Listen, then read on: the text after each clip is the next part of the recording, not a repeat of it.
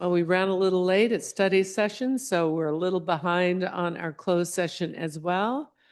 We will now call the Palm Desert City Council meeting to order for Thursday, April 24th, 2025.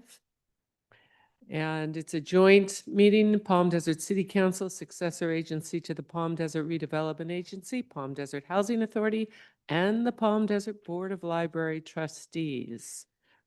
So we are called to order. Are there any public comments for the closed session items? No public comments, Madam Mayor. Okay, and we'll take roll when we come back. Okay, and we will now recess.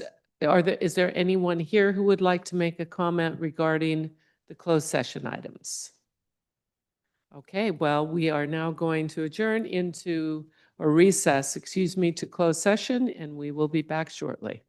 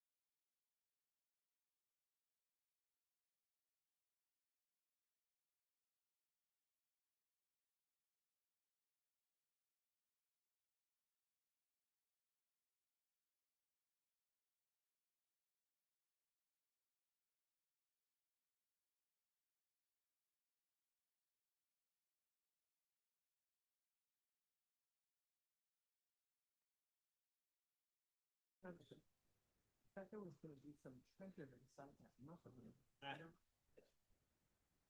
The treasure is the muffin itself.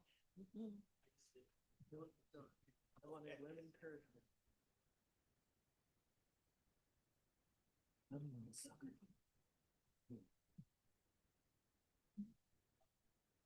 Right.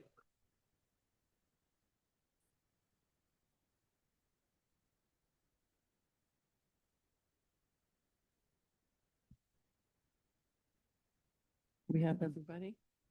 Okay, welcome, everyone. We've concluded our closed session business. Can we have roll call, please? Or, yes, can we have roll call? Oh, no, we can't, not yet. We will soon.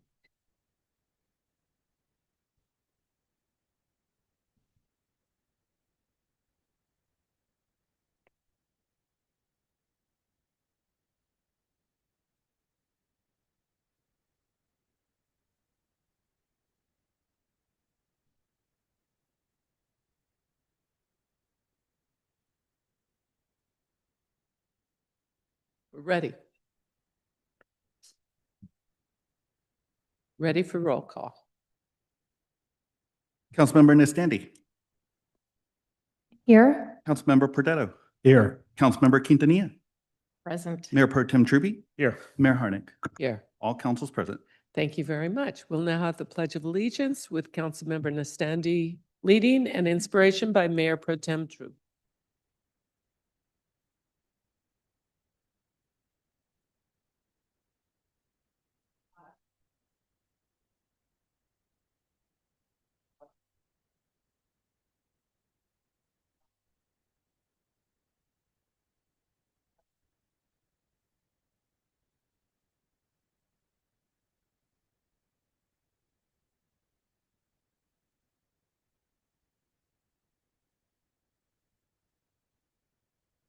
Okay, my turn. All you. All right, words of inspiration. Here we go. Short and sweet. This is attributed to Abraham Lincoln. Fairly self-evident, but I think from time to time it bears repeating. No man is good enough to govern another man. I'm sorry. Let me start over. No person is good enough to govern another person without that other person's consent. Thank you. Thank you. We'll now, do we have a report from closed session? No reportable action from closed session this afternoon, Mayor. Okay. We will now go to awards, presentation, and appointments. And I do want to mention that if you are following on your agenda, we do have it noted that we will have a proclamation for Holocaust remembrance, or Yom HaShoah. But our proclamation is at Temple Sinai during their service today. And there was a conflict, so we will present it at our next meeting. And they'll bring it back to us and we'll represent. So thank you so much. And now we're going to, we have a presentation, a proclamation for Tree City, USA. Who's, oh, of course.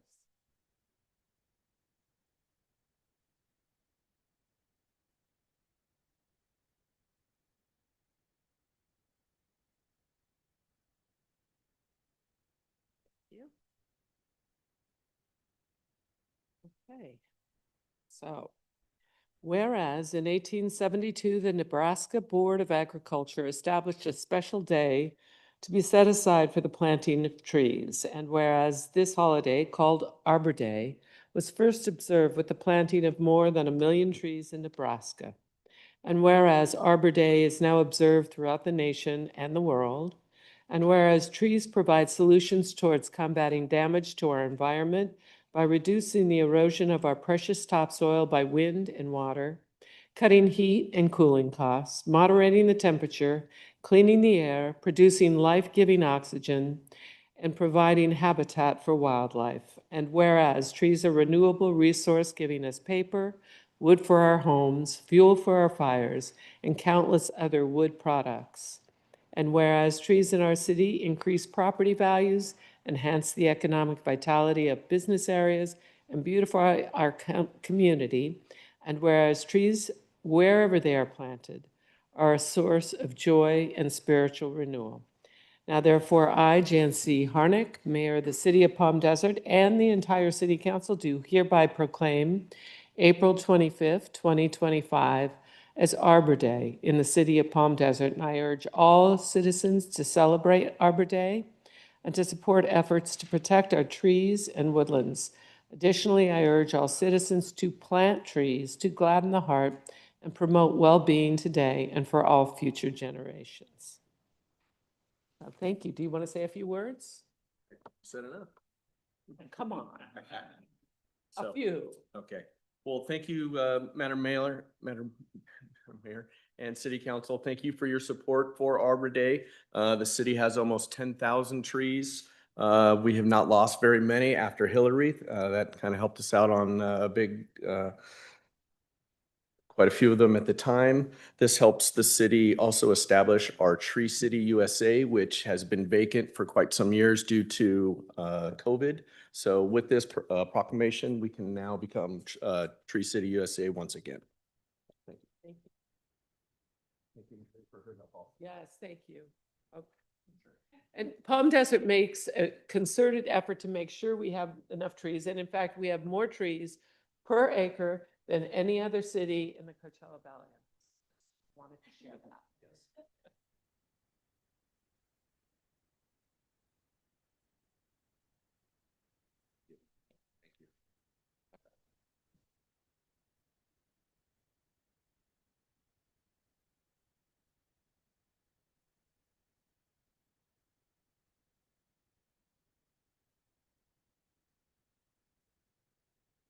Okay, next we have a presentation from the Children's Discovery of the Museum of the Desert.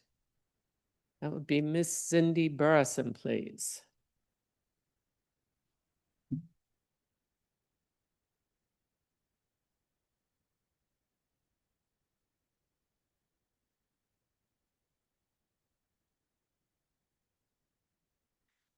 Good afternoon, Mayor Harnick, City Council, City staff, and guests. I'm Cindy Burrison, and I am the proud CEO of the Children's Discovery Museum of the Desert.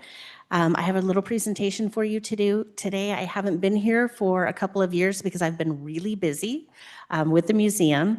But I first, before the presentation, wanted to really give my heartfelt personal thanks for the support of the city. A couple of years ago, you guys stepped up. You and another city were the two that really helped fund the beginning of the reimagination for the museum. It really helped me to feel very proud of what I was doing. And it helped, I get a little choked up because it really made me understand the importance of the museum to the city of Palm Desert. And I just wanted to personally thank you for that opportunity that you gave me to get the reimagination started. So I do not have a clicker, right? Do you want me to just? Oh, you're the clicker? Okay. So for those of you that haven't been there, most of you on City Council have been to the museum. This is the Reimagined Museum. I like to say that this is what the inside of my brain looks like, but maybe a little more glitter. It's very joyful. It's very much a kids' museum right from the beginning. We have 3 buildings, and this is the main gallery that we reimagined over the pandemic. It took us a couple of years, and we opened Memorial Day weekend last year, so we've almost been reopened for a year now. This is right when you walk in. Our Bunny Joy is our welcome ambassador, and you can go ahead to the next one. Just to give you a couple of pictures to show you what it looks like. This is our express house where kids and their families can express themselves with the written word, with expressing emotions, expressing their ideas, responding to different prompts and such. Next slide.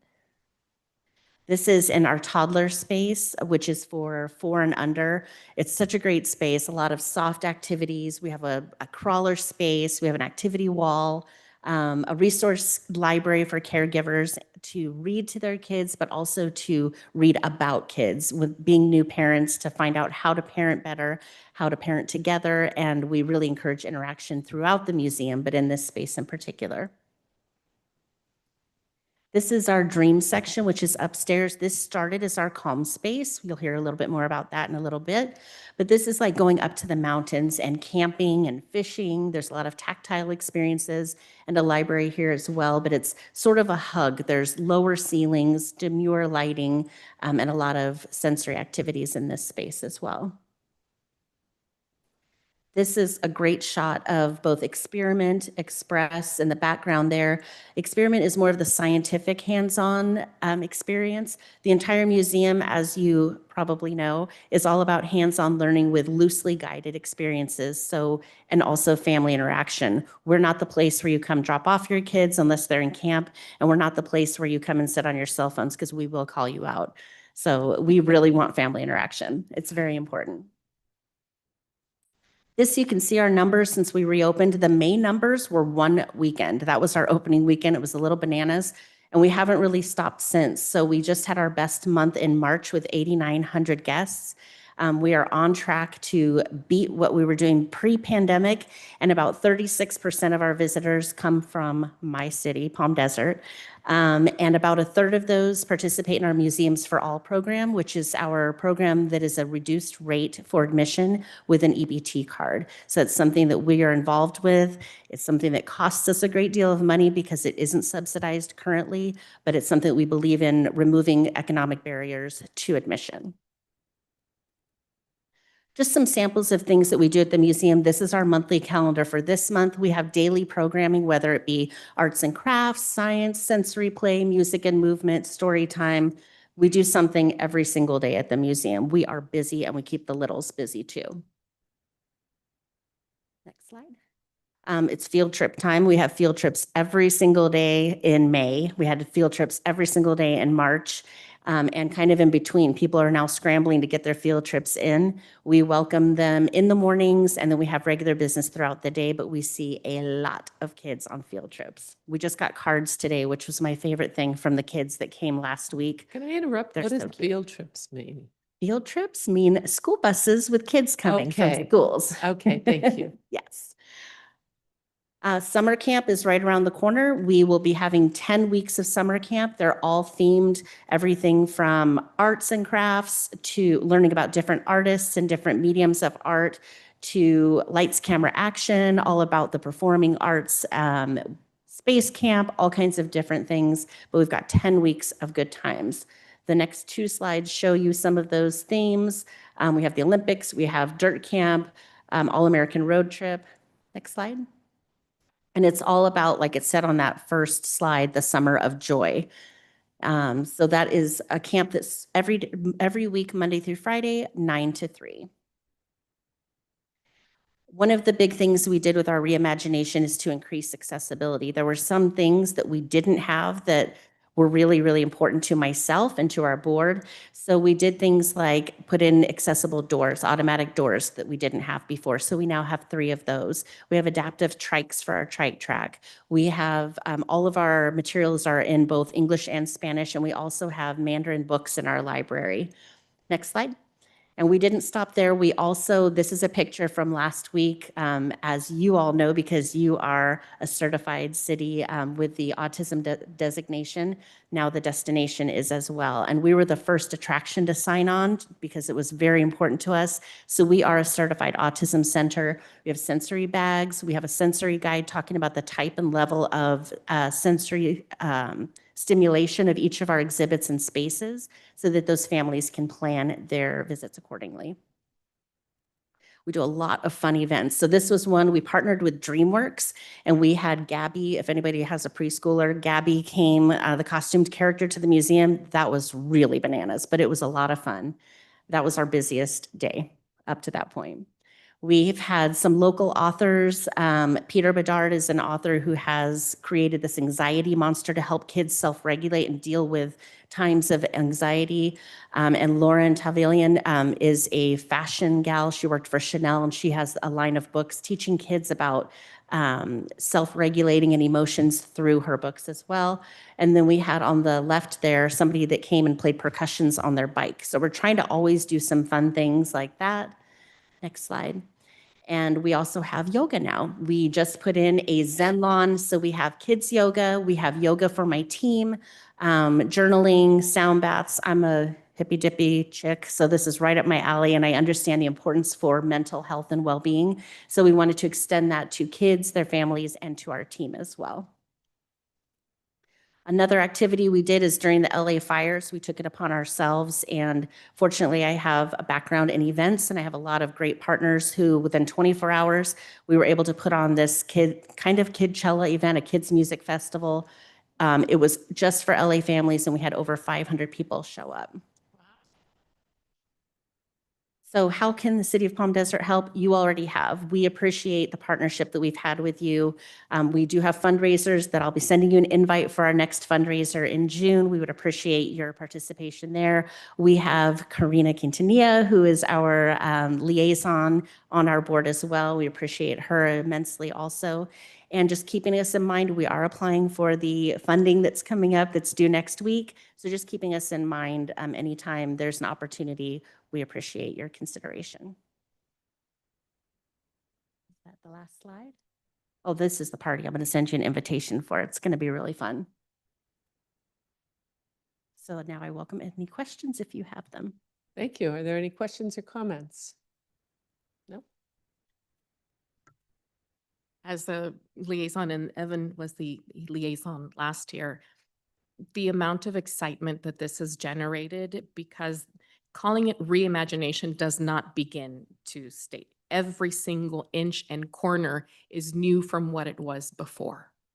I went recently with my boyfriend's kiddo and his granddaughter, and she was taken in, completely enveloped, and it was great to see a kiddo on the spectrum playing right next to her, where there was a sound, but he had one ear covered and was still engaged with what's going on here.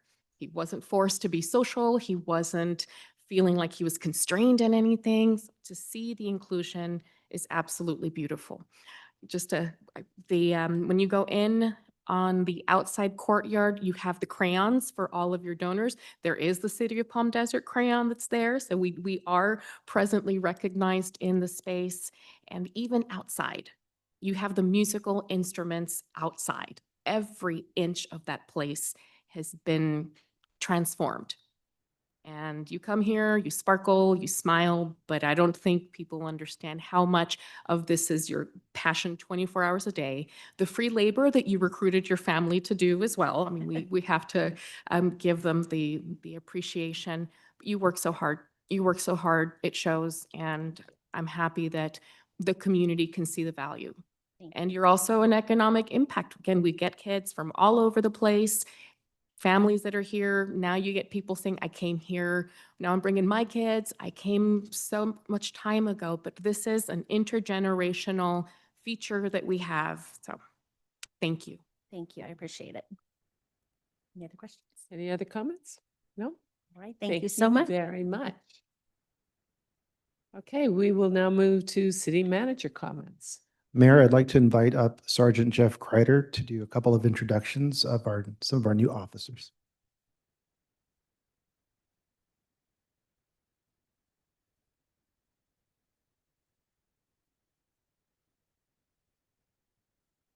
I don't have a PowerPoint, so sorry. You just Wait get a us. second. I do want to excuse Lieutenant Porras. He had a family event that he had to go to, so you get me. I do want to introduce, I know you guys have been waiting for these positions to be filled for some time. These are our two new motors. We have Deputy Tony Leyva and Deputy Jeff Vischer. Vischer's got 18 years on the department, and Deputy Leyva's got 8 years on the department. He comes to us from the military. This guy's got a decorated military past. So we are very excited to have them out there enforcing the vehicle code for us in the city. So they're doing a great job. And then I'd like to give a little, just a little update. I know there was some inquiry last month about vape pens that we were seeing in the schools. We did, and back in December, we saw a pretty good increase in possession of vape pens, both nicotine and cannabis vape pens on school campus. We started enforcing that, but we also wanted to take it a step further and try to find out where they were getting them from. So we are glad to report that this morning, my team, we ended up with, in conjunction with some other teams, we served 2 search warrants and arrested the subject that we identified as the seller to a lot of our juveniles here in the Coachella Valley. So hopefully makes a pretty good dent in our kids being able to have access to vape pens and things like that in the valley. The only thing I do want to add to, just for those that are here and listening, please monitor as best you can your kids' social media. That's where we were able to identify this person and how the kids were getting in contact and making that contact of who to purchase from. So I just want to make that little shout out. Please pay attention to that. Watch what your kids are, what websites they're on and social medias they have access to.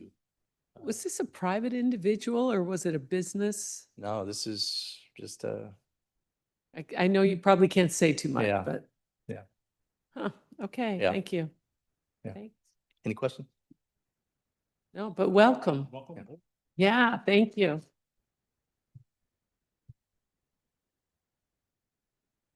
Okay, we'll move to mayor and council member reports and requests for action. Let's start with council member Pradetto. None today. Okay, council member Quintanilla. Thank you, Madam Mayor.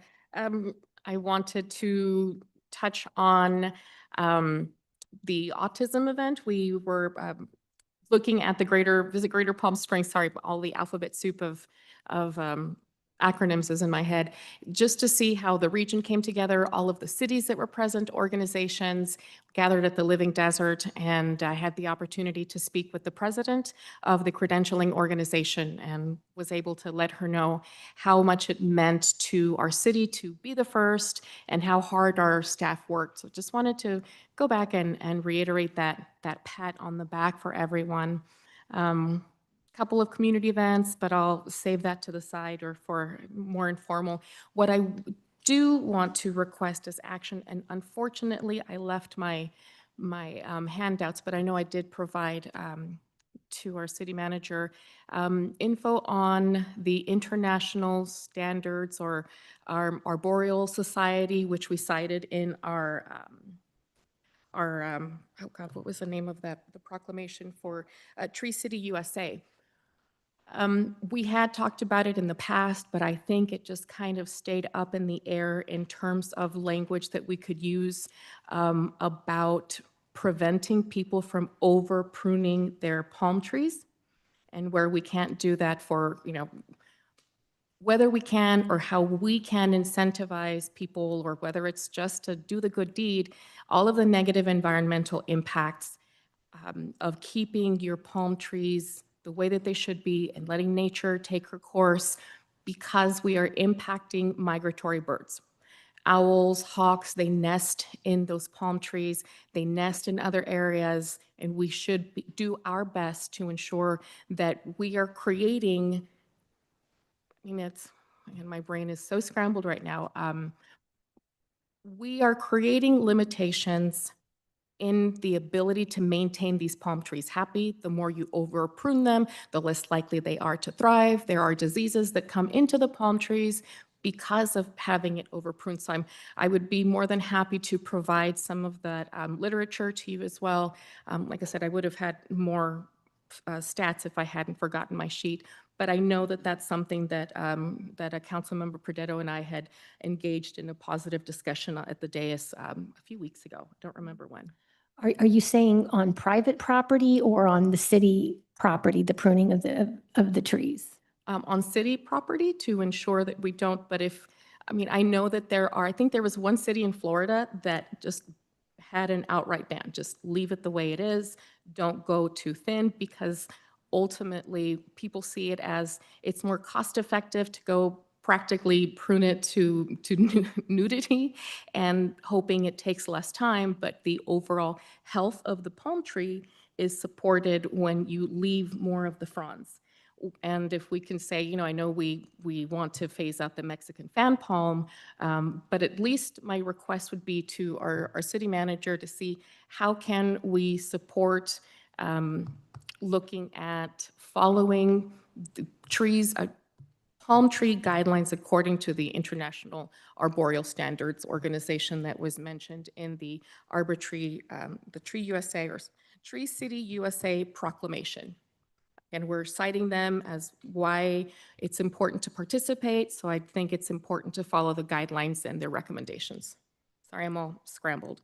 Perhaps if we could work with UCR and CVAG because CVAG does a lot with the landscapers and UCR certainly is the expert on this. So perhaps that there's a And I would- intersection there. And I would assume Mr. Randy Chavez would be included in this discussion as well, right? Absolutely. He must be there. Thank you. In fact, I would like to mention that Director Chavez did, during the HOA presentation, do some education to our HOAs on proper tree trimming and the value that brings, not just palms, but all trees. And it does make a big difference. Thank you. Okay, No comments. Thank you. Mayor Pro Tem. Thank you. No comments tonight, but I do have one request for action. It just struck me that if we could look at moving when we conduct our closed session towards maybe the end of the meeting, maybe as our last item to cover. And the reasoning, to me, there's just several different benefits to doing that. First, I think today we ran about 10 minutes late, which, folks show up here at 4 o'clock to start the meeting. And it seems like more often than not, we keep them waiting because you never know how long closed session is going to go. Second, of course, if we end the regular meeting and then staff can go home and it gets them out of here a little bit earlier. And it potentially could allow a little more time for study session, which I like a nice robust discussion at study session. So when we have those before our typical open meetings. So I request for action to visit moving the schedule if I have any backup. I wholeheartedly support. Those are excellent reasons. I think that's an excellent idea that the Mayor Pro Tem has presented. Thank you. Okay, so we have support on that. So let's take a look. Thank you. And as far as my comments, the only things coming up is Southern California Association of Governments is having its annual General Assembly, and that's for all of Southern California. And Palm Desert always hosts it, which is great to have everybody here. A lot of great ideas and a lot of good discussions occurred. So that'll be next week. And some of us will be there and learning from our neighbors throughout Southern California. Okay, so we will move to non-agenda public comments. Is there anyone online with any comments? For those on Zoom, if you want to participate in public comment, please click the raise hand button on your computer or smartphone. And if you're calling in on your phone, please dial *9 to raise your hand. And when called upon, press *6 to unmute yourself. And Madam Mayor, I have no raised hands. Okay, I have 3 cards here. David Toltzman, would you like to come up and address the body? I wanted to talk to you about the Cultural Resource Preservation Committee and is that the right time to do this? Do we have something on the agenda for it? I think there is something on the agenda. So it should be Don't I later. remember that? It's in the consent. 13F. So, okay, there is, so why don't we wait till that item comes up? Thank you. Okay, we'll go to Mike Morsch.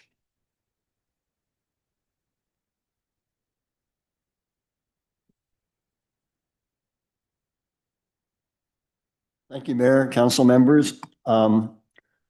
After going through all of the videos on the city, learning more about the city, I came across one that's called State of the City.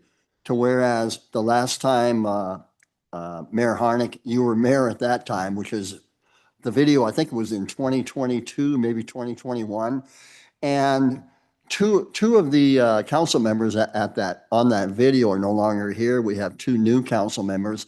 And I thought, are there any plans to update that video? Because I thought it was a very good video on the state of the city. And possibly it's getting a little outdated with 2 of the older members are gone. 2 of the newer members are back on as a council member. Okay, thank you. Thank you for bringing it up and we'll address it. Okay, and then I have John, is it Sisley or Sicey? It is Sisley. Okay, thank you.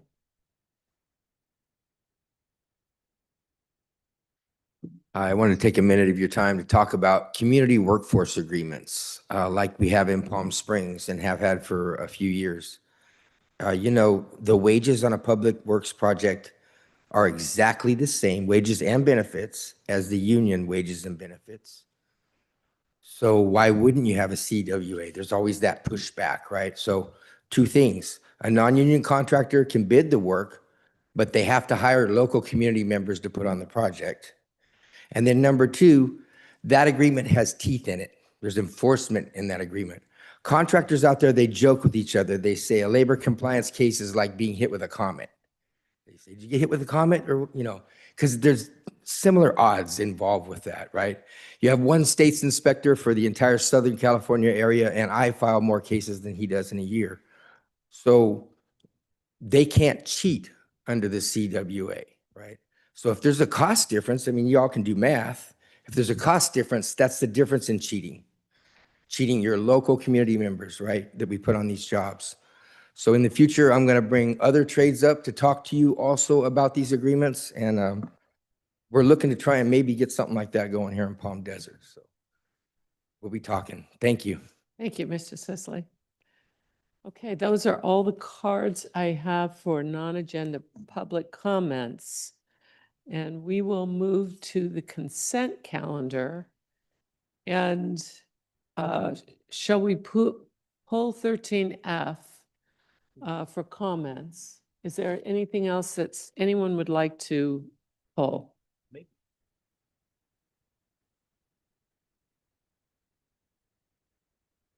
Well, we'll do F and G. We'll pull them both. Is there anything anyone would like to pull? No? Okay, so we're going to pull F and Gs for, so that we can accommodate your comments. Would anyone like to move the balance? Moved. I will second. May we have a vote, please? Motion passes 5-0. Thank you. Then we'll go to F and G, and one is the Cultural Resources Preservation Committee 2025-2026 work plan. The other is to accept the historic context statement and citywide historic resources survey. So which one of those two is the one that you wanted to speak on? Okay, is there a, and that is G. It's Mr. Flores. Yes, good evening, Madam Mayor, members of the City Council, Carlos Flores. I'm here to answer any questions you may have of it. The survey as presented is if you read the entirety of the document, a very strong effort by our consultant that we are very happy with, ARG Consultant, to put together a great document of the city's history, as well as doing the reconnaissance survey, all in line with the CRPC work plan. We took this in front of our CRPC. They recommended the City Council approve it. And yeah, here to answer any questions. Okay. Why don't we, are there any initial questions on this? And can we have Mr. Toltzman comment, please? Hi, David Toltzman here, 72806 Bursera. I just wanted to thank the city for putting the funds together to get this process done. This is a survey that Rancho Mirage did 20 years ago, and they're doing it again today, at this time. And I think it's really important for the acknowledgement of important properties in the city. And I want to thank you for that. And as president of the Historical Society, I also want to thank you for the grants in the past. And we have our grant application coming in again. And so come by and take a look. Thank you. Thank you. You've done a great job over there. Okay, so we have, can we have a motion to move both F and G? I will make that motion. Second. Okay, could we have a vote? Motion passes 5-0. Okay.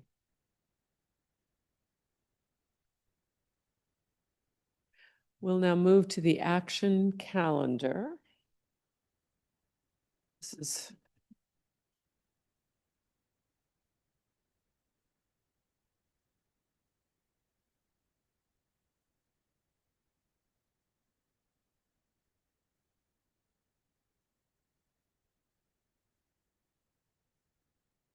Good afternoon, Madam Okay. Mayor. time out.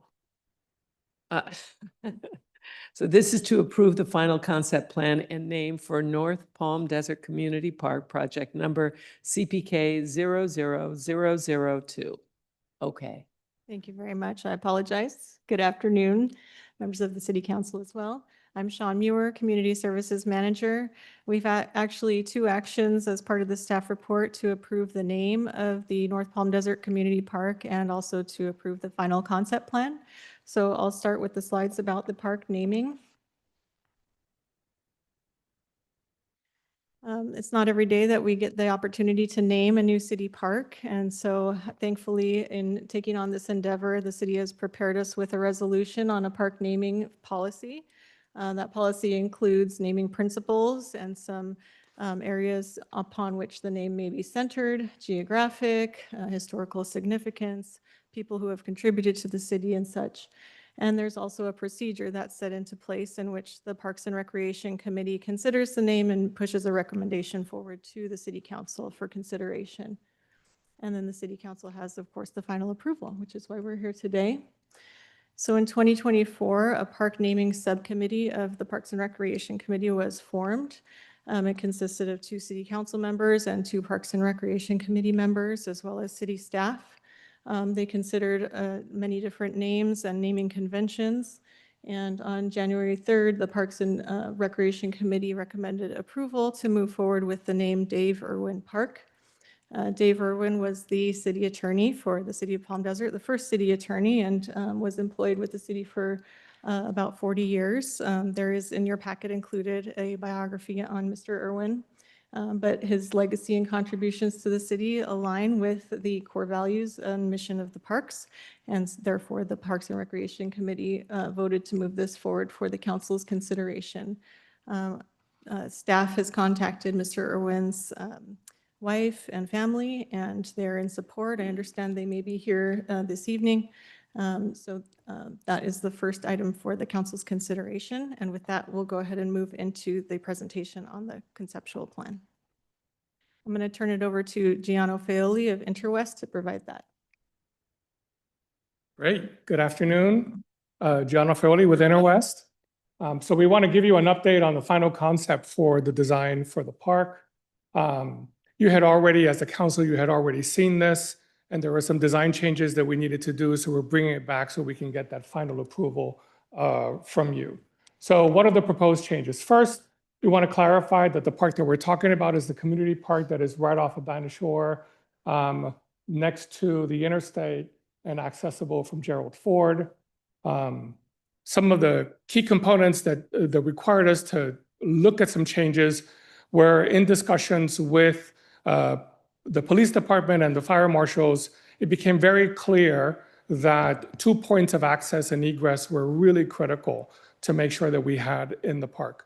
Particularly, it's very sad, but in my sort of world, we're now starting to have to think about public space and design it in a way where it's defensible against all kinds of undesirable activities, active shooters, and that sort of stuff. So it's very important to make sure that those 2 points of access were critical in terms of bringing that into the design to guarantee that nobody could barricade an entrance into the park and have activities there that are undesirable. So that 2 point of access became really critical. And then we were trying to make the previous design work to have fire trucks driving on improvement areas to get them to other points of access, and that just wasn't working. So we had to rethink that. That gave us an opportunity to really think about a new access point instead of directly across from the entrance of the Genesis community to actually move it to the Dinah Shore Circle. That will make it a lot easier for people to come in. and it gave us an opportunity to relook at some of the design choices that we had made, bringing parking closer to all of the amenities, and making sure that we had some opportunities for inclusion of some additional elements that we heard from the community. So I'm going to walk you through those slides now. As I said, we're going to be bringing in access off of Dinah Shore. We initially had looked at access only off of Technology Drive, and we realized, talking to Public Works staff, that Technology Drive simply was just not engineered to carry that level and capacity of traffic. So that two-point solution became really critical. So the idea here is that we're going to add a new spoke to the Dinah Shore Circle and render that with all the pavement and marking striping components that are the standards of the overall city. So a couple of views of what that will look like, and you'll see here with the naming of the park, the Dave Irwin Park, what that experience would look like. And as a pedestrian, when you cross across the street, you'll come in and you'll get access right just south of the park name. So the park has all of the previous components that we had initially provided. We simply just had to shuffle things around. But we did have an opportunity to add some new components, and those are shown in orange. Those are disc golf that the disc golf community was very vocal about wanting to get their piece in there. Pollinator garden, fitness and agility equipment. One of the things that we heard was, with all the new development that's happening, residents expressed concerns about new families and making sure that wellness-minded new families had an opportunity to also have activities in the park. We have an opportunity to bring some bocce courts that can double up for cornholing, a community garden, and a second restroom. In redesigning it, we ensured that we were able to get the kind of circuitry that we needed, so that if somebody went to the park to exercise, they could very easily sort of amass a mile or even 2 miles of walkability within the park very easily, and keep that on track. And then you'll see in red the vehicular circulation and how those 2 points of access will work. We took that plan to the Parks and Rec Committee, and they asked us to swap the location of the children's playground with the splash pad, so that then the children's playground would be closer to the drainage basin, so that if a parent brings a child that's in the basin and at the playground, they can sort of have center stage to be able to surveil both and supervise. We thought that was a great feedback. So we took that, made some modifications, made those changes, and you'll see those changes shifted. Those are in blue. So the playground moved further west. The pickleball and basketball court shifted, and that gave us an opportunity to create a new crowd plaza and a little event area that could double up just outside of the community garden. So some of the things that have not changed is that we're still respecting the 75-foot landscape buffer that is a requirement of the development agreement right off of Dinah Shore. We are providing a lawn mall, and on the bottom graphic, we're showing what that could look like if there's a farmer's market event there. The drainage basin essentially remains the same, with the addition of the fitness area just to the north, which is on the right. The children's playground, even though it's shifted, it still remains the same in character. And the sports court, what we've done is that we've now found a prefabricated manufacturer of shade structures that we are bringing to create these sort of social spaces. When we were talking to the stakeholders, one of the things that we heard is that people spend more time waiting to play the game than actually playing the game. So the ability to have interaction with your neighbors, build community in that shaded area as you're waiting for your turn to come, we thought was a really valuable component. So not only next to the pickleball courts, but also next to the basketball courts, you have this opportunity to have these sort of shaded areas. And the fact that these are prefabricated, it brings the cost substantially down. The access off of Gerald Ford, the sort of entry plaza, the character of that will remain the same as we initially envisioned. And now this is the new location for the splash pad. So it is at the center between the concession area, the children's playground, and the overall basin. Still, ample locations for art in public places. We think that that is a great way to brand and bring placemaking to the overall park amenities. We're still providing a large and small dog park, and we are providing security lighting at night. As we were talking to some of the residents were concerned about too much light. We did clarify that there's no sports lighting planned here. And one of the strategies that we've been doing in a lot of our park spaces is that we group lighting with sensors so that the lighting dims in the early or late night hours of the night. When a sensor gets triggered, the lights dim up, and it serves as a defensible strategy so that neighbors are aware that somebody's in the park, or if the police is driving through, they're able to also assess that somebody's in there when they shouldn't be.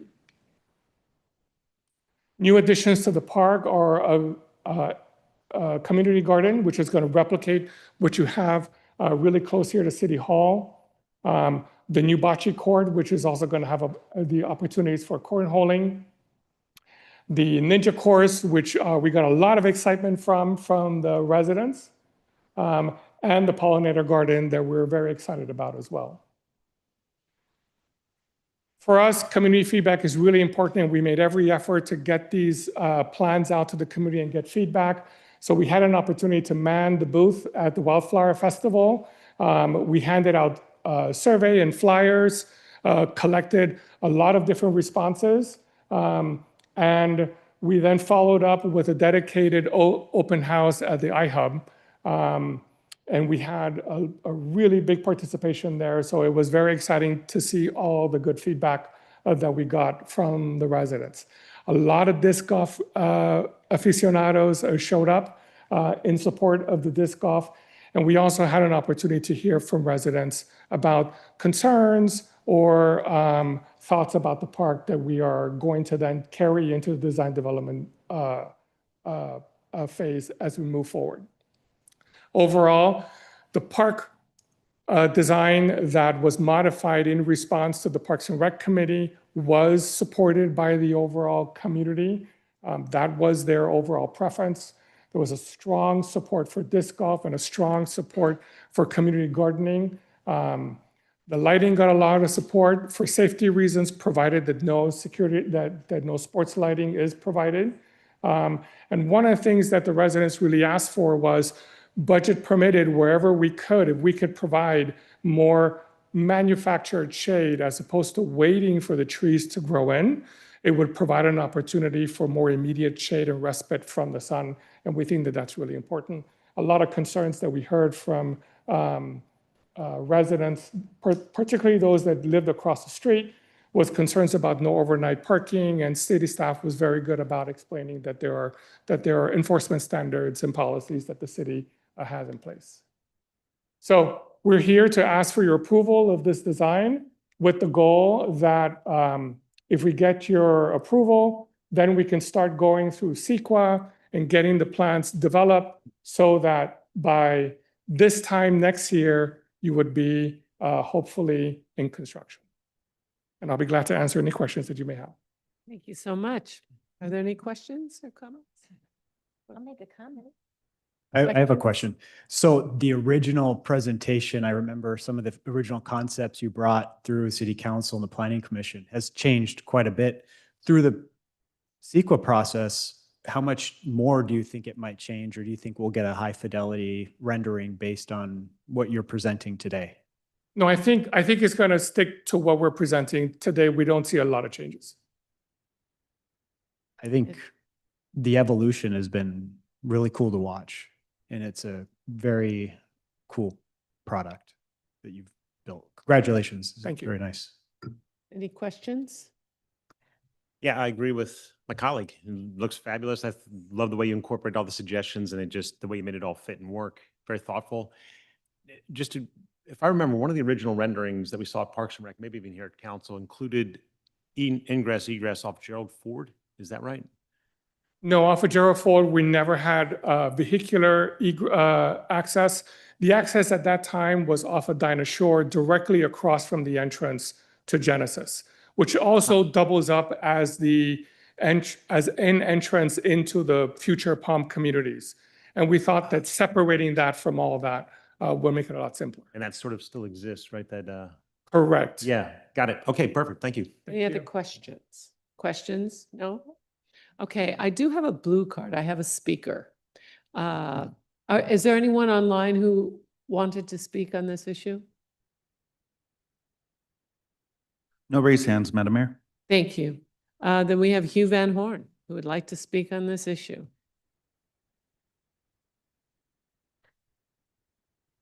Council.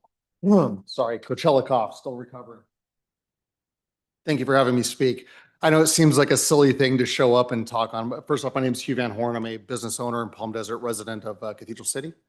I'm also the vice chair of the Riverside County Parks and Open Spaces Commission. And when I saw the name of the park, I felt obligated to come speak to all of you. I think having a name of a park is a very big deal. City of Palm Desert has 2 parks named after somebody. The rest of the parks are named after trees and streets and other things of that nature. I mean, no disrespect to Mr. Irwin and the contributions he made to the city and the time he spent here as a city attorney.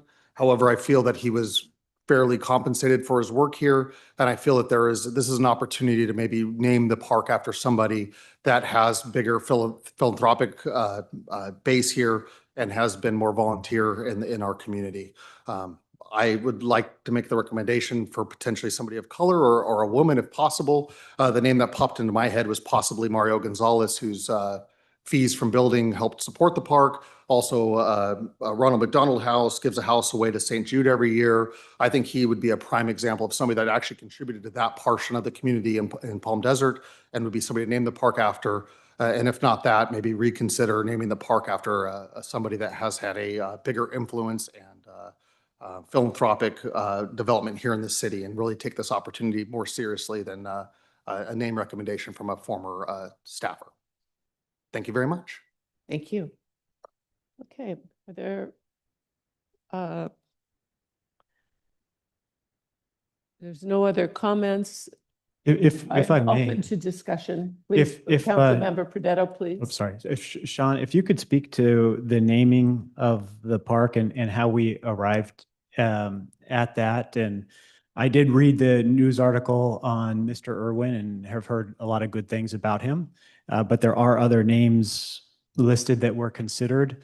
And especially after reading through the historical survey, we get to see a lot of people who risked their livelihoods and put a lot of personal risk, business risk into the community to build what we have. And so, you know, some of those, Henderson is one of those names that pops out right off the top. So can you kind of walk through that process and how Mr. Irwin came to the top of that list? Sure. As I mentioned, the subcommittee was voted on by the Parks and Rec Committee, so they designated 2 members. That was Lori Flint and Paul Murphy. And then we had a council member at the time, Truby, as well as Kathleen Kelly as the council representatives. Among staff, we had a representative from planning, Nick Maloney, as well as myself and another member of the Public Works Department, Kevin Swartz. So we attended several meetings. The first meetings were more brainstorming and looking at different categories. So some of those were plant components like flora and fauna, for example, Ocotillo Park and things of that nature. Another one was a nod to the university area and potentially naming the park after some university-related name. But those definitely fell flat among the discussions, and members of the community who had contributed to the city began to rise, and that's where the list of names that I believe you have, I apologize, I don't have it in front of me, but there were about 5 different names of individuals who contributed to the city, of which Mr. Irwin was one, and that was the recommendation that the subcommittee decided to ask staff to move forward. Are there any other comments? I've heard the same comments from the community. How did we arise on that topic, on that name? It's wonderful to see. I did not know that Bob Hargraves was only the second city attorney, so that's a testament to the commitment of one individual.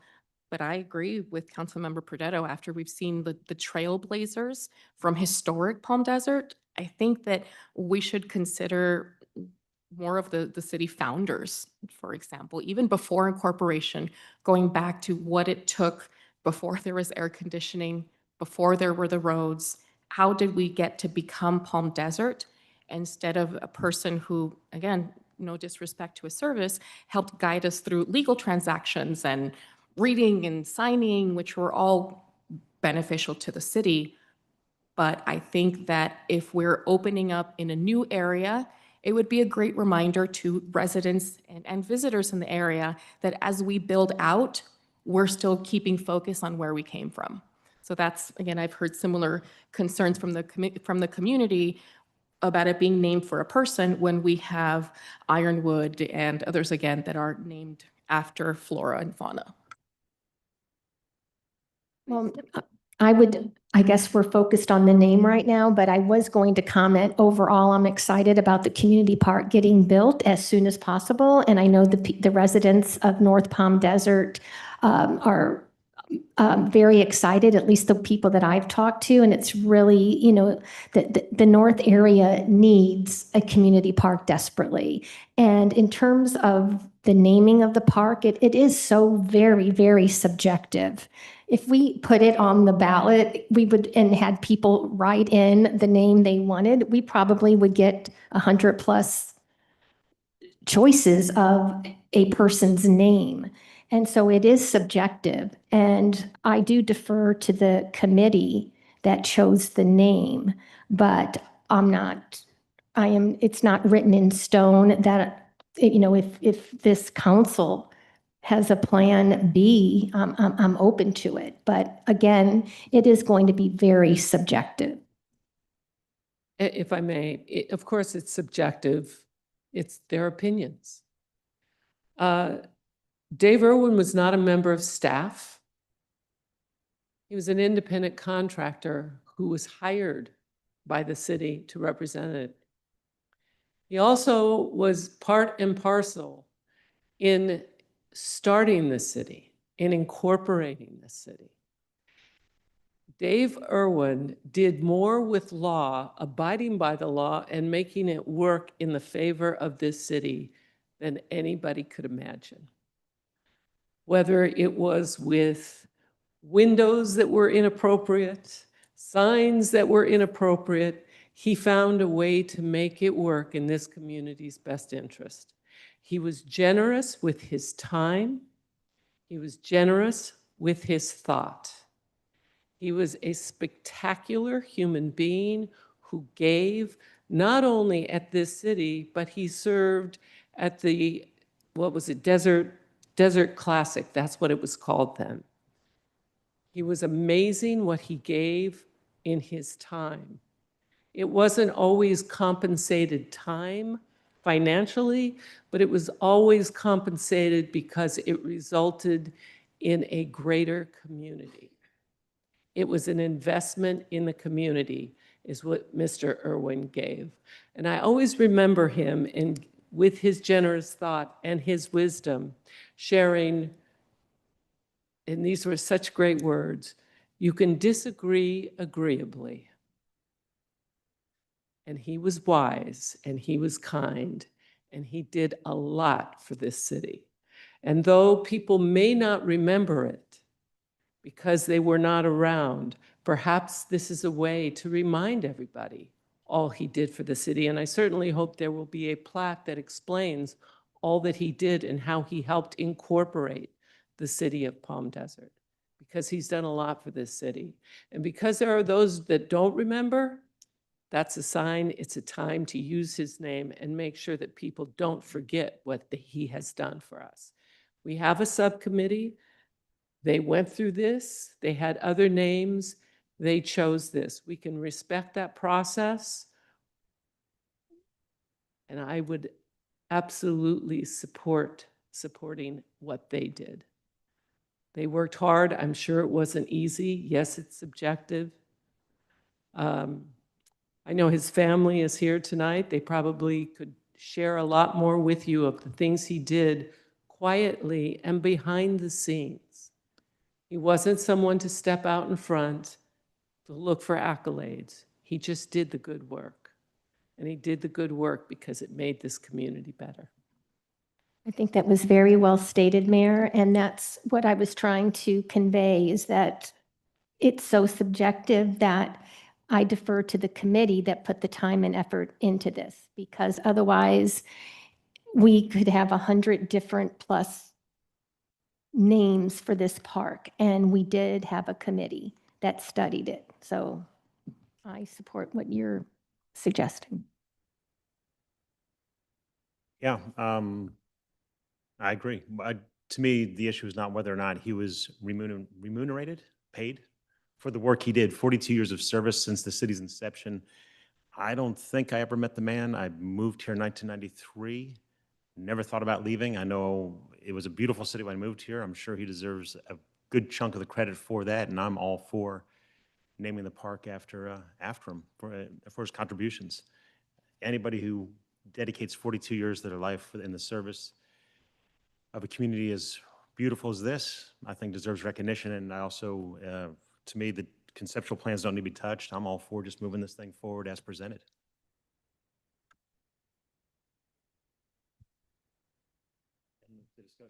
Unless somebody else has Is there a- any other discussion? And so will this be a separate motion, or are we taking them together? Let's take them together. I Make would a like to have That's them up to you. both. I will make a motion to move them as presented, but Thank you. I think that since they are two items and we have had a discussion on the name, I think we should take them independently as is stated on the agenda. Okay, so that's a substitute motion. Is there a second for that substitute motion? Oh, I will second the substitute motion. Okay, so we'll have which would you like to take first? There's a 1 and a 2. Well, sequential order 1 and 2. Okay, I make a motion to approve the concept plan A as presented. Okay, Second.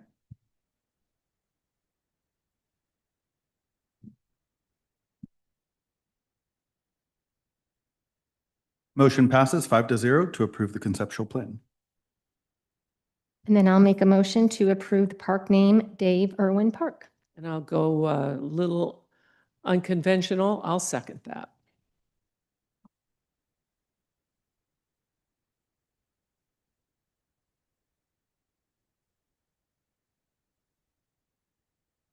Motion passes 3-0 with Councilmember Perdetto voting no and Councilmember Quintanilla abstaining.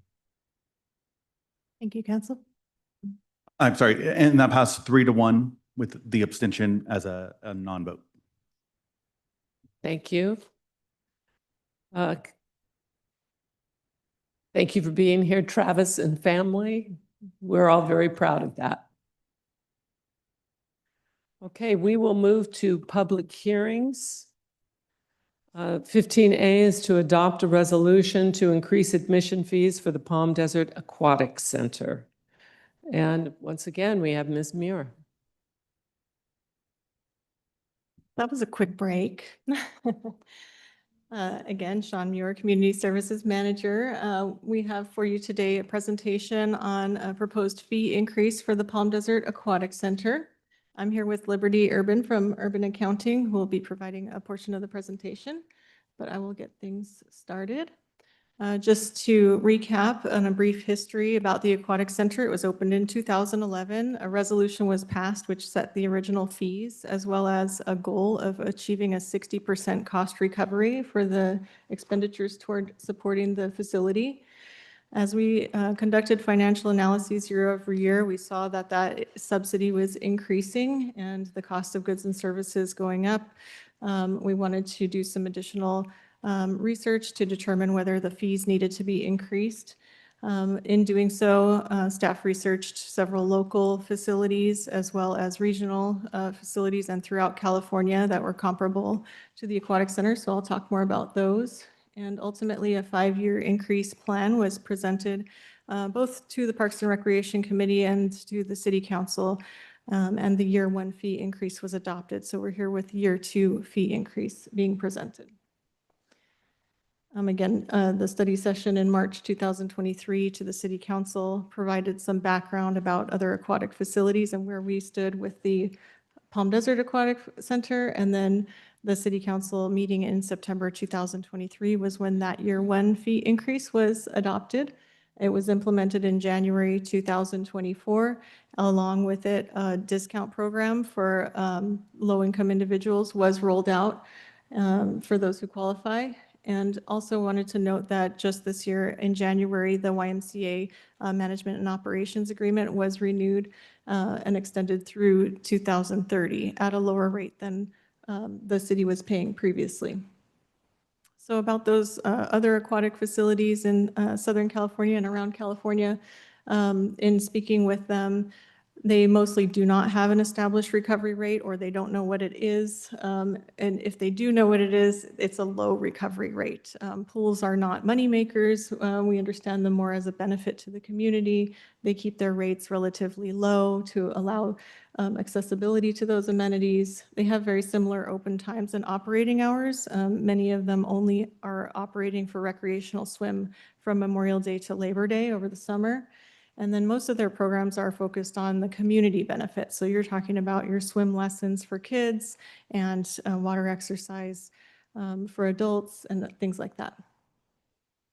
So where does the Palm Desert Aquatic Center stand in relation to these other facilities?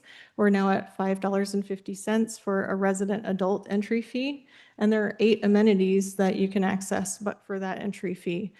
By comparison, you can see that many of the other pools are sticking with that lower rate, and that's essentially for water exercise programs.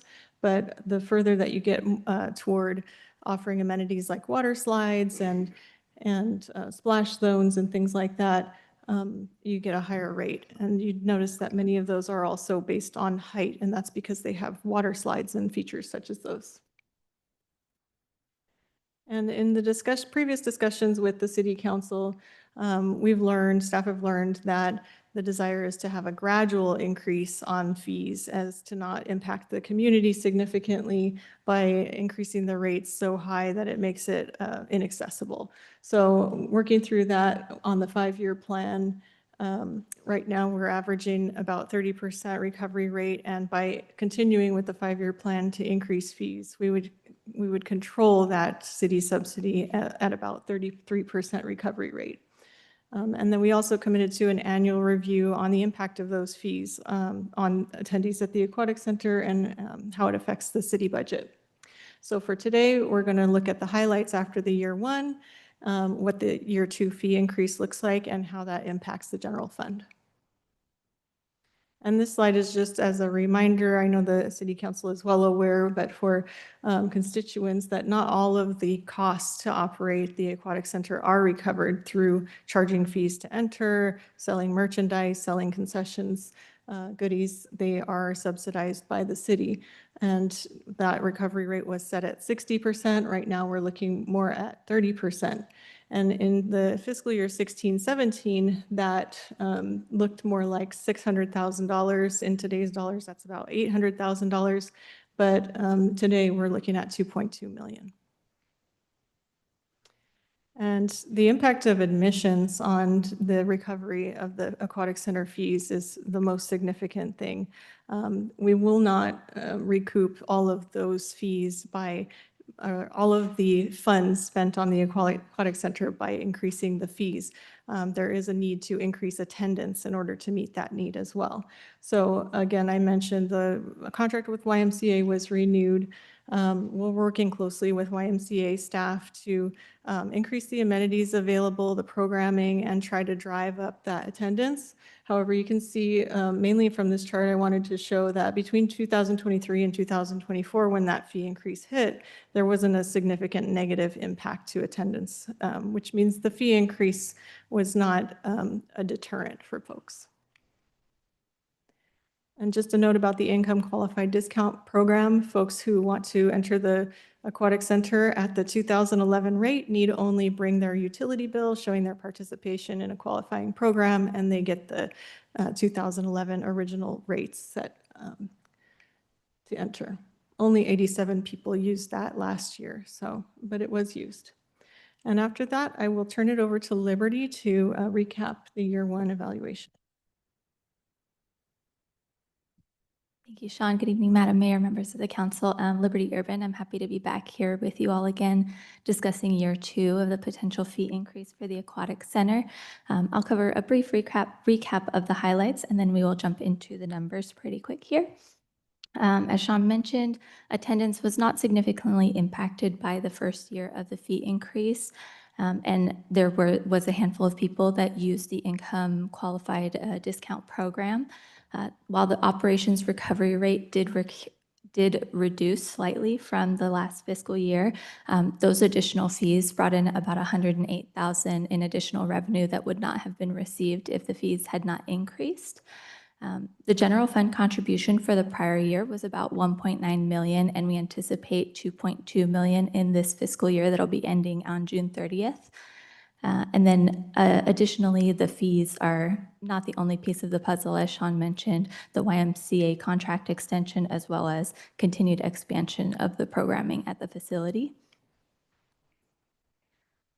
Now looking at where we have been and where we could potentially go with these fees according to year two of the 5-year plan. I do apologize, there is one date error on this slide to point out.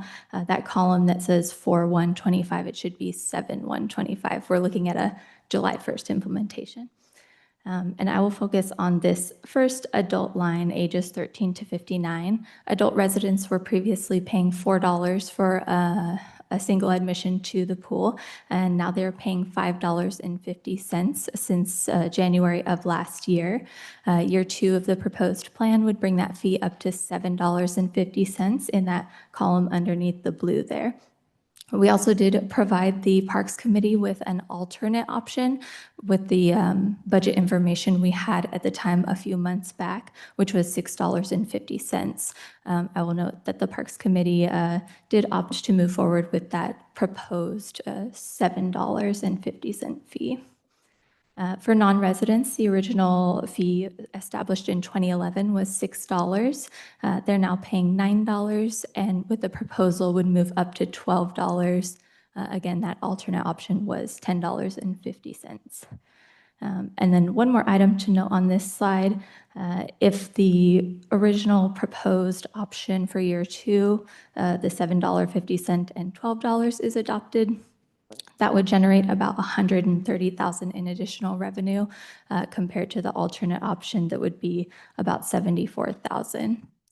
We are only looking at daily admissions here, but this does include the punch passes and the annual passes as well, which have been updated accordingly. As Sean mentioned before, the general fund does subsidize aquatic center operations. Back from 16-17, just over $600,000 in general fund subsidy, and close to the 60% recovery rate that was originally established. Up to today, we're looking at about 2.2 million in subsidy with around a 30% recovery rate. In the next 5 years, averaging out to about 33% with fee increases.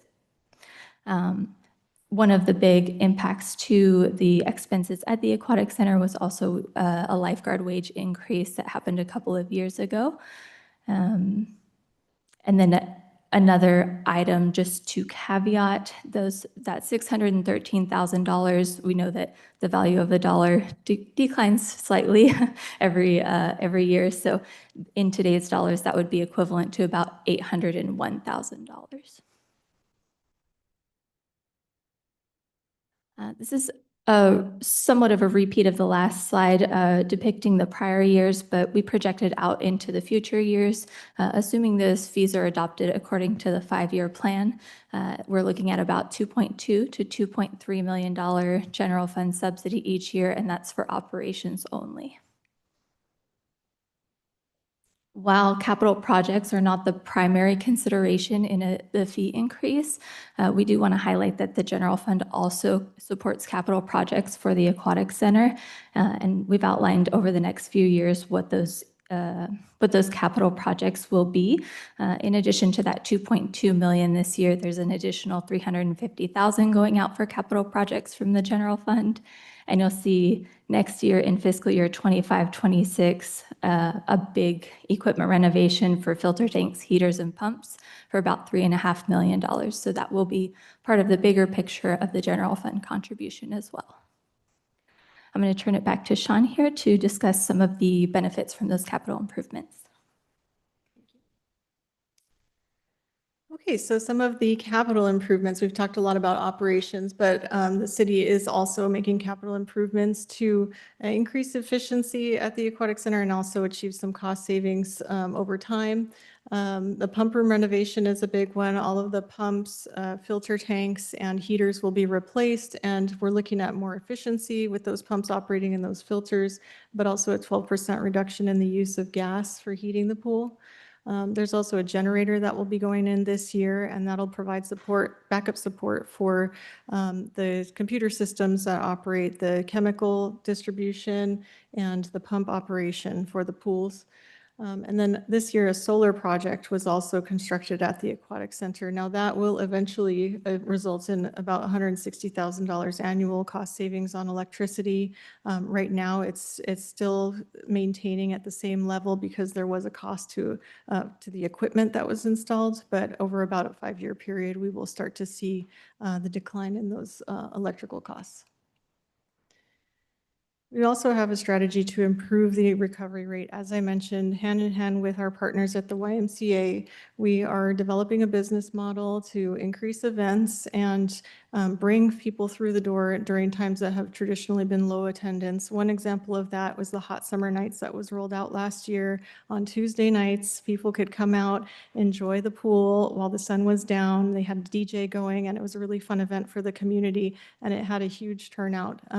It was just something that we tried and thought would be successful, and it turned out to be so. So that'll be continuing this year again, with Friday nights being added as well. So look out for that. We're also working in partnership with the Public Affairs Department and FG Creative to make sure that our marketing is on target. We've got new tools in our purchasing system where we can see where folks are coming from and target the areas that they're not coming from. And we're also incorporating some passive income opportunities in new cabanas where families can rent a space for themselves, poolside in a cabana versus anywhere else on the deck, and then new food and beverage options, slushies and waffle fries and all kinds of good things. Again, we're also hiring an aquatics consultant, so that's to bring more of the national lens on the trends in aquatics and do some customer satisfaction surveys and make sure that we're on the right track. So we'll have some reports back to you on that. And again, the fee increase, it does stabilize the city subsidy, but it's not the whole picture. So the schedule for this back in February was the presentation to the Parks and Rec Committee. They originally thought they wanted to go with the alternative option, but upon presenting the updated budget numbers to them, they went with the originally proposed year 2 fee increase. And here we are today with the year 2 presentation. We would begin implementation of the new fees on July 1st, and that would sync us up with the fiscal year and allow for better tracking moving forward. And of course, we would come back to you in 2026 with a report on how the year 2 increase impacted attendance at the facility and just an update overall. So the recommendation today is to move forward with that year 2 increase, and I'd be happy to take any questions. Thank you. Are there any questions? No questions? A question? Yeah. Okay.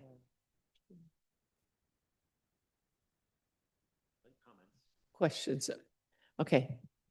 Then we'll open the public hearing. Are there any comments online? No online comments, Madam Mayor. Thank you very much. Then are there any comments here? Please. Thank you.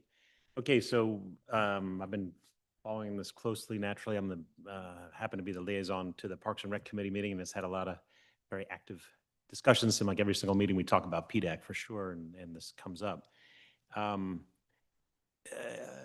So what's interesting to me is we spend over $3 million a year on our parks. Is that on our park maintenance? Is that the figure we talked about? Maintenance, correct. Right, just servicing and maintaining our parks, and that's considered an amenity that the city provides. PDAC, of course, we treat a little bit differently, but you could view it one of two ways. You could say, well, the pool is just another amenity, like a park that we offer to residents and non-residents alike. I guess the difference is once you start charging an admission fee and people start looking at it almost like a private sector entity where you need to have a profit and loss and et cetera, et cetera. So I think that's where a lot of the backlash and interest in this subject has come. A couple things. I mean, we talked about other ways to kind of close the gap on subsidy. We talked about adding some amenities, but I think admission, we would just leave the pool status quo and just leave it with admission fees. So I think that was a wise path forward. I'm just wondering if in future years, I know we talked about starting it July 1st to sync up with the fiscal year. Is there any concern? I almost would like to, I would prefer, because Open Swim starts April 1st, isn't that right? Like I would be a little bit concerned about sticker shock, because right there, you're in the middle of the summer season. People go June 30th and like, hey, I'm paying $5.50, and all of a sudden tomorrow they're paying $7.50. Is there any wisdom to thinking about doing it April 1st, or have you already weighed that kind of consideration? So after the winter off, people don't even remember what they were paying last year, and all of a sudden they just know it's $7.50 this year. The July 1st date was decided upon knowing today was the council meeting and the time to implement the fee increase and get the YMCA and staff up to date. We could implement it earlier. I would say, sometime in June probably, and I'd have to collaborate with YMCA on rolling it out sooner rather than later. No, I'm sorry. Maybe I didn't make myself clear. I'm not talking about this year. I understand the wisdom of doing it July 1st this year. But in future years, 26, 27, because this is going to be an annual issue that we revisit year after year. It seems that's just the way we have it set up for the 5-year program. We're going to do it every year and talk about fees. So with that in mind, 26, 27, 28, would it make sense to think about getting the timing done so we could implement those new fees April 1st? We can absolutely consider that for the year 3, which would be coming next year, implementing it upon the beginning of recreational swim. The pool already is open for recreational swim. They opened for spring break this week. And then they're open on weekends for rec swim already. So that would be a rollout that would happen sooner in April rather than July moving forward. Yeah, we'll definitely look at that. So theoretically, on that proposal, we'd have 2 fee increases in a single fiscal year. Yes. And I think it makes sense. I would support that because from the public's perception, a swim season starts in April, and it makes more sense to start it at the opening, and they have that winter break where, it just starts fresh. So I would support that. Are there any other comments? And I think we might have brought this up last year or 2 years ago about the non-residents. And it's not really a question. It's more of a, could we consider requesting the other cities pitch in based upon the number of residents? Can we revisit that perhaps? You're laughing. Yeah, I mean, I don't know. So I think a lot of the non-residents are coming from Indio and I don't recall, actually. So we used to just kind of to that thought, the other cities used to help us at this city when we did our Independence Day because their residents came. They've all pulled back. They don't want to contribute. So I don't know that we would make any more headway on this notion because they're just not inclined to do so. If I may touch on that, I think that if a city wanted to participate, then maybe they could do something similar to our resident card and say if, City of Indio, we're going to then pay if you sign up for the resident card. If they want to take that on, if they want to have that initiative, if they want to have a way to show that ID for their residents, but agreed, they would have to initiate that. I don't think that we should try to set any separate pricing because it would be so much work for staff that's coming in. to say, you live where, how much are you charging, your unincorporated Riverside County, what are you going to pay versus another one? But I think as the mayor mentioned, if at one time we had that kind of a shared financial agreement for events and amenities, that made sense then. I think that what we need to look at in focusing on how to recover those costs is also making the experience friendly for people to want to go back and not feel like they have to go through extra steps when they come in. If I understand correctly, so right now a resident has to show proof that they live in Palm Desert and then they get the discounted rate. And what I was suggesting is, for example, the city of Indio, perhaps we negotiate with them. I don't know how it would work, but that they donate $100,000 towards the aquatic center because their residents are using it. But Or through the Mayor Pro Desert Tem, you're Rec. laughing at that suggestion, and I know it's probably been brought up before. Yeah, No, only because the residents already enjoyed it for free. So it'd be asking them for an act of charity or like, oh, please, can you give us this money without any incentive for them to do so over there. And if I understand, the Cove committees used to contribute to Civic Center park maintenance and not just the July, but the entire maintenance of our Civic Center park with the understanding it's a big, almost quasi-regional park for the three cities. And that went away. And to bring that back, again, it'd be like an act of charity, like the residents already enjoy it without any, so. We can't. We'll take the chair. That's what I'm saying. I mean, we can ask all But- day long, but I just. I think one opportunity would be if you go through the Desert Recreation District, because that's who we go to get our resident card. If they want to figure it out, if they think it's a great idea to come and support us in doing that, we're going to put the ball in their court. We're going to put the water polo ball in their court and see. But I agree that we want to entice as many local residents, but what's the trade-off going to be in the amount of time it's going to take for it to get done, the amount of the burden on our staff? I think it's a great idea, and if any city wants to figure out how to do it for their residents, then they can come and propose it to us. I agree with my colleagues that if you've been already planning and participating and it's the middle of the swim season, it's no matter how many times we put up a sign that says it's going to be changing, it's not going to feel like we're keeping up our end of the bargain of what they knew to expect or budgeted while they were doing it.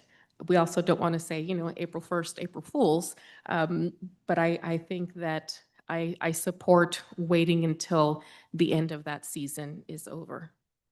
So, Councilmember Pradetto, I wanted to ask you, you had talked about, and as did Mayor Pro Tem Truby, about changing it at a different time rather than having somebody in mid-season, mid-swim season. Does it make sense perhaps to make that change Memorial Day? It's Is that kind of a, when swim season, was that when the pool closes or well, Memorial Day? So in May? that's when summer starts unofficially. kind of, and it just seems like it makes sense, but I would defer to greater minds than mine certainly on that issue. Yeah, I just think the opening of rec swim season April 1st makes the most sense to me because they've had the whole winter off. The rec swimmers then come back and all of a sudden they've had 5 or 6 months without using the pool. Now they are, and they don't remember what they paid. Can we look at numbers and see when that is? I mean, we could look at the people who use the pool and make an informed decision that way. Yeah, and I'm not Yes. suggesting, I'm not making that part of this discussion here because. good. Yeah. I just think, you have some months to figure that out. Okay, and we do have something in front of us. That's not even. By the way, is there any further discussion on what is in front of us? Okay, then let's close the public hearing. And I will entertain a motion on 15A, 1, 2, and 3. I'll move staff recommendation. I'll second. May we have a vote? Motion passes 5-0. Thank you very much.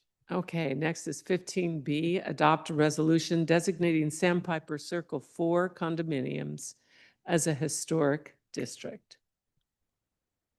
Thank you, Madam Mayor, members of the City Council. Carlos Flores, Development Services, here to present on the item in front of you today. What is under consideration is a request from Sandpiper for what I'm going to refer to as the Circle 4 condominiums within Sandpiper to be designated as a historic district. Our Cultural Resources Preservation Committee considered this item on February 26th and did recommend that this city council recommend approval of it based off 2 criteria, which are listed here and within your PowerPoint. It's worth noting that for purposes of designation, for districts, they only have to meet one of the criteria. 2 are listed here, criteria A, exemplifying special elements of economic, political, aesthetic, engineering, architectural, or natural history, as well as criteria E, distinctive examples of community planning. So some background, if you're not familiar, here is Sandpiper. It is organized within 17 circles. Circles 1 through 12, with the exception of Circle 4, which you're considering today, have previously been designated as historic districts. You're probably asking the question that I've gotten asked multiple times, why didn't they just bring all of them forward at the same time? And the simple answer is that they all have different HOAs, so each of them somewhat individually have to come forward. What you're seeing today is Circle 4, and you will likely see future circles in the future as well. So what is being considered here is Circle 4 listed there. It is one of the original 4 circles within Sandpiper. Here's an aerial view. More recently, you can see each of the circles are designated, are designed in a similar fashion where you have a central pool and condominiums located around it.